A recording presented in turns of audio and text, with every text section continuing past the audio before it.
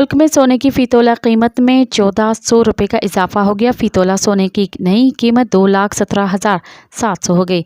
10 ग्राम सोना 1201 रुपये महंगा हुआ। नई कीमत 1,86,643 रुपये हो गई। याद रहे गुज़िश्ता रोज़ सोना 800 रुपये फ़ी तोला महंगा हुआ था। दूसरी जानब कौमी बचत की स्कीमों की शरह मुनाफा में रद्द-बदल कर दिया गया है। डायरेक्टरेट ऑफ नेशनल सेविंग के एदाद शुमार के मुताबिक 26 जनवरी से कौमी बचत के मुख्तलिफ स्कीमों पर शरह मुनाफा में रद्द-बदल किया गया है। डिफेंस सेविंग सर्टिफिकेट्स पर मुनाफे की शरह में 19 बेसिस पॉइंट्स की कमी कर दी गई है, जिसके बाद डिफेंस सेविंग सर्टिफिकेट्स पर मुनाफे की शरह 14.4% से कम होकर 14.2% हो गई। बहबूद सर्टिफिकेट्स पर मुनाफे की शरह 16.1% से कम करके 16.8% कर दी गई है। मज़ीद ख़बरन ऐं तफ़सीलात लाइ विज़िट कयो असांजी वेबसाइट www.awamiNewsHD.com ऐं ॾिसंदा रहो अवामी न्यूज़ HD।